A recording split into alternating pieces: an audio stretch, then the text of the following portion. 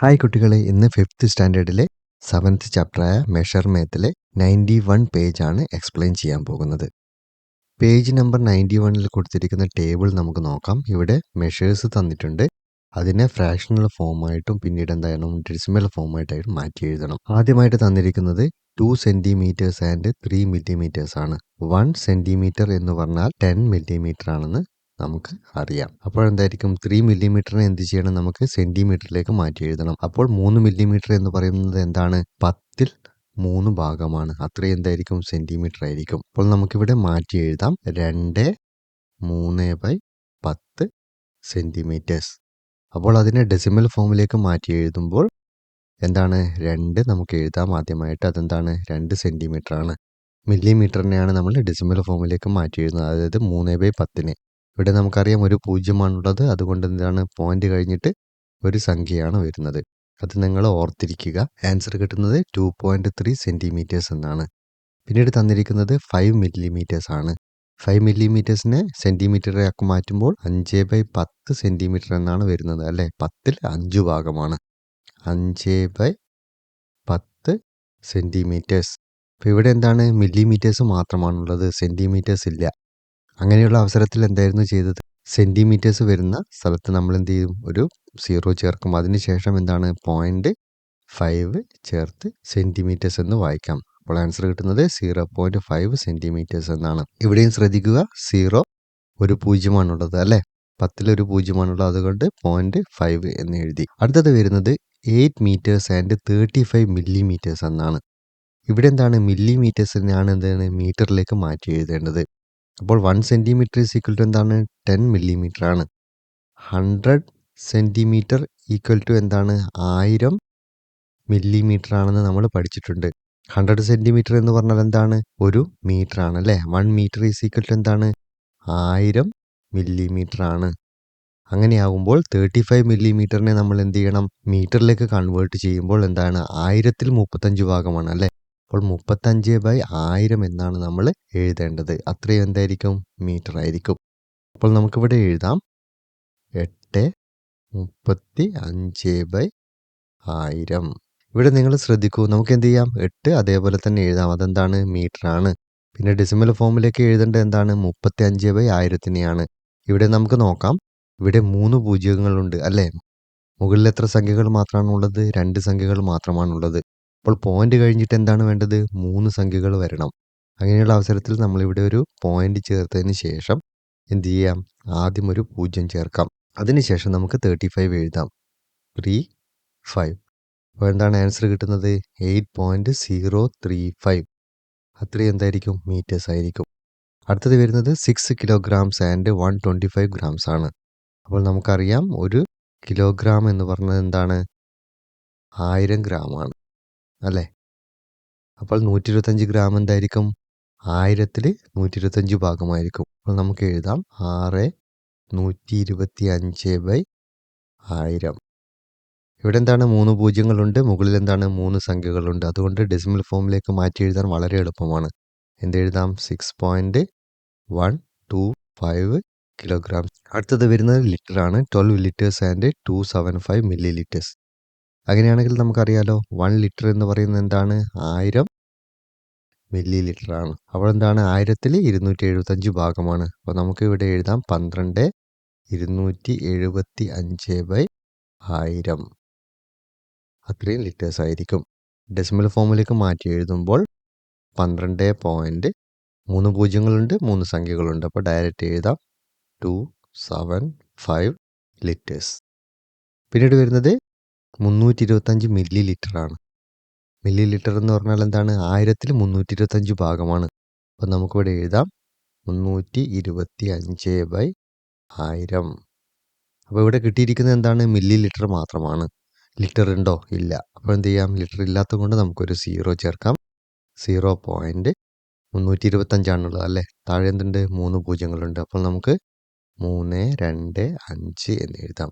Answer കിട്ടുന്നത് എന്തായിരിക്കും, 0.325 litres എന്നായിരിക്കും. അടുത്തതായിട്ട് നമ്മൾ പഠിക്കാൻ പോകുന്നത് ദ റിവേഴ്സ് പ്രോസസ് ആണ്. ഇവിടെ എന്താണ്, how many centimetres in 1.25 metres.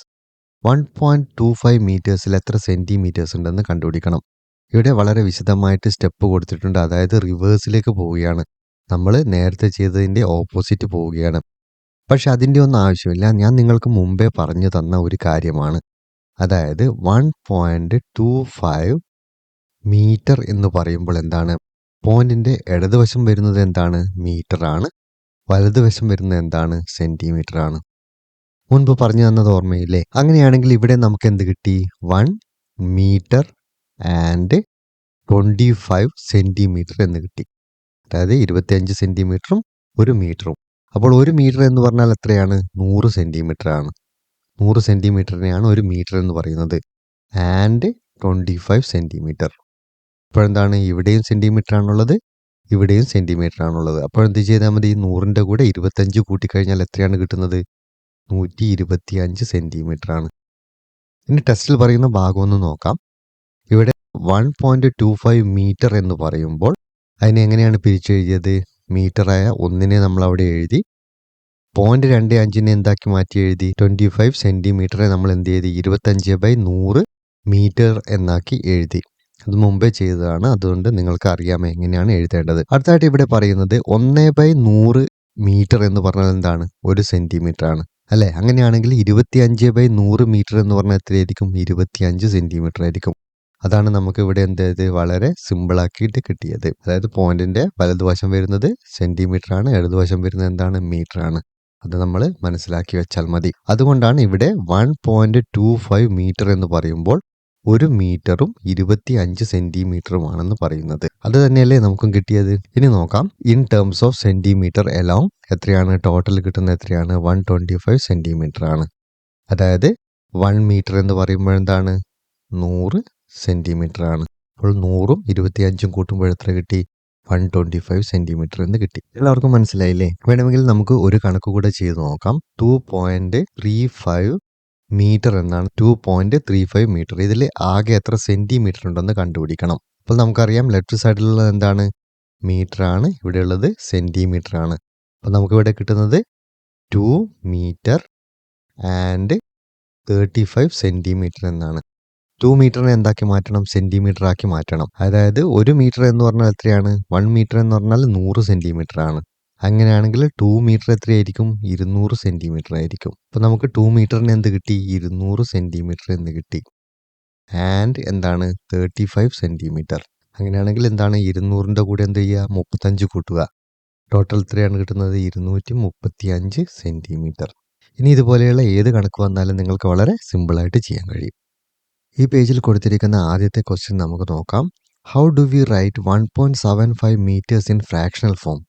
അപ്പോൾ എന്ത് ചെയ്യണം? 1.75നെ നമ്മൾ ഫ്രാക്ഷണൽ ഫോമിലേക്ക് എഴുതണം. പിന്നീട് എന്താണ്? How many metres and centimetres is this? ഇത് എത്ര മീറ്റർ ആണ്, എത്ര സെൻറ്റിമീറ്റർ ആണെന്ന് എഴുതണം. How much is this centimetres alone? പിന്നെ എത്ര സെൻറ്റിമീറ്റർ ഉണ്ടെന്നും കണ്ടുപിടിക്കണം. അപ്പോൾ നമുക്ക് തന്നിരിക്കുന്നത് എന്താണ്? 1.75 മീറ്റേഴ്സ് എന്നാണ് തന്നിരിക്കുന്നത്. അപ്പോൾ ആദ്യം നമുക്ക് എന്ത് ചെയ്യാം? ഫ്രാക്ഷണൽ ഫോമിലേക്ക് എഴുതാം. ഫ്രാക്ഷണൽ ഫോമിലേക്ക് എഴുതാം. അങ്ങനെ എഴുതുമ്പോൾ എത്രയാണ് കിട്ടുന്നത്? 75ന് എന്ത് ചെയ്യണം നമ്മൾ? 75/100 എന്ന് എഴുതണം അല്ലേ? അപ്പോൾ നമുക്ക് എഴുതാം 1/75/100 മീറ്റർ. അപ്പോൾ എത്രയാണ്? ഇവിടെ 1 മീറ്ററും കിട്ടിയിട്ടുണ്ട്. 75/100 എന്ന് പറഞ്ഞാൽ എന്താണ്? 75 സെൻറ്റിമീറ്റർ ആണ്. 1 മീറ്റർ ആൻഡ് 75 സെൻറ്റിമീറ്റർ എന്ന് എഴുതാം. അപ്പോൾ 1 മീറ്റർ എന്ന് പറഞ്ഞാൽ എത്രയാണ്? 100 സെൻറ്റിമീറ്റർ ആണ്. And 75 centimetre. അപ്പോൾ 100 + 75 എത്രയാണ് എഴുതുന്നത്? 175 ആണ്. അപ്പോൾ 175 സെൻറ്റിമീറ്റർ എന്ന് എഴുതാം. അപ്പോൾ എന്താണ്? ആദ്യം നമ്മൾ ഫ്രാക്ഷണൽ ഫോമിലേക്ക് എഴുതി, പിന്നീട് മീറ്ററും സെൻറ്റിമീറ്ററും ആക്കി മാറ്റി, പിന്നീട് അതിനെ എന്ത് ചെയ്തു? സെൻറ്റിമീറ്ററിലേക്ക് മാത്രമായിട്ട് മാറ്റി. അപ്പോൾ ഇത്രയും കാര്യങ്ങളാണ് നമ്മളോട് ചോദിച്ചിരിക്കുന്നത്. അടുത്ത ചോദ്യം ഇതാണ്. How do we write 0.38 metres in fractional form? 0.38നെ എന്ത് ചെയ്യണം? ഫ്രാക്ഷണൽ ഫോമിലേക്ക് മാറ്റി എഴുതണം. പിന്നീട് എത്രയാണ്? എത്ര സെൻറ്റിമീറ്റേഴ്സ് ഉണ്ടെന്ന് കണ്ടുപിടിക്കണം. 0.38 മീറ്റേഴ്സ് ആണ് നമുക്ക് തന്നത്. ഫ്രാക്ഷണൽ ഫോമിലേക്ക് എന്ത് ചെയ്യണം? എഴുതണം. അങ്ങനെ എഴുതുമ്പോൾ എത്രയാണ്? 0 എന്താണ്? മീറ്റർ ഇല്ലാത്തത് കൊണ്ടാണ് ഇവിടെ 0 ഇട്ടത്. അപ്പം 38നെ നമുക്ക് എന്ത് ചെയ്യാം? 38/100 മീറ്റർ എന്ന് എഴുതാം. അപ്പോൾ 38/100 മീറ്റർ എന്ന് പറഞ്ഞാൽ എത്രയാണ്? 38 സെൻറ്റിമീറ്റർ ആണ്. അപ്പോൾ നമ്മൾ എന്ത് ചെയ്ത് ഇതിനെ ഫ്രാക്ഷണൽ രൂപത്തിലേക്ക് എഴുതി പിന്നീട് എത്ര സെൻറ്റിമീറ്റർ ആണെന്ന് കണ്ടുപിടിച്ചു. ഈ പാഠം കഴിയാൻ ഇനി ഒരു പേജ് കൂടിയാണുള്ളത്. ആ പേജ് നമുക്ക് അടുത്ത വീഡിയോയിൽ കാണാം.